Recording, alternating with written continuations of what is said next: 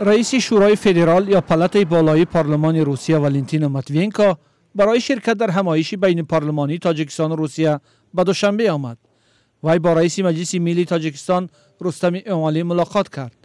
دو طرف از کارشریکی استراتژی و رشد روابط سخن گفتند، ولی روشن نیست آنها تا کجا برخوردهای اخیر نهادهای روسیه را با مهاجرین تاجیک بررسی خواهند کرد.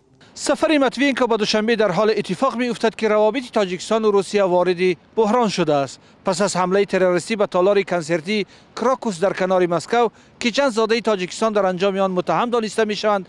روسیه با بهانه تنظیم مهاجرت مناسبت سخیرانه با شهروندان و مهاجران تاجیکستانی می کند. منصبداران بلندپایه روسیه اظهارات شدید اللحن علیه مهاجرین تاجیک صادر می کنند. حتی با گذشت نزدیک به 1.5 ماه از آغاز درس‌ها تعداد زیادی دانشجویان تاجیک نمی توانند به روسیه وارد شوند. مقامات تاجیک روسیه را به احترام حقوق شهروندان خود دعوت می کنند، اما ظاهرا این دعوت‌ها نادیده گرفته می شوند.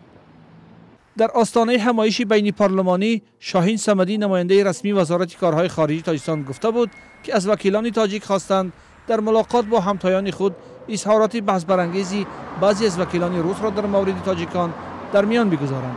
حالا معلوم نیست که این مسئله در نشست بین پارلمانی تاجیکستان و روسیه در دوشنبه مطرح است یا نه. با باور رحمان الماصف استاد دانشگاه و کارشناس امور مهاجرت این مسئله ها بررسی خواهند شد. اومدن ماتوینکا این خودش فولی نیک است. من فکر میکنم که در روسیه نزدیک مسئله مهاجرت به نزدیکی حل خود را مییابد. برای چی؟ برای آنکه موضوع کاری که تاجیکستان همچون رئیسی میکند در سال 2025 یکی از موضوعهای اساسی مسئله مهاجرت داخل کرده شده است. حمایه مهاجران، نه تنها مهاجران تاجیکستان بلکه تمام مهاجران شورای و دولت‌های اتحاد. من فکر میکنم که تو همین گذشتن سال بسیار در همین موضوع گفتگوهای زیاد میشد، قرارهای مخصوص میشد و با میگرانت‌های ما شاید که سبکی برپا شود.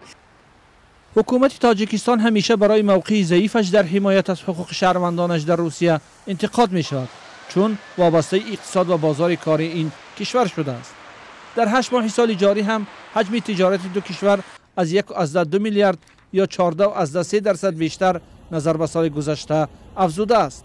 اما در عوض شماره مهاجران اخراج شده از روسیه اکنون به 10,000 نفر شمرده می شود و همه روزه از بازداشت و تأخیر در ریدها به کارگاه مهاجران و بدرفتاری با مسافران در فرودگاه‌های روسیه رسانه‌ای می شوند.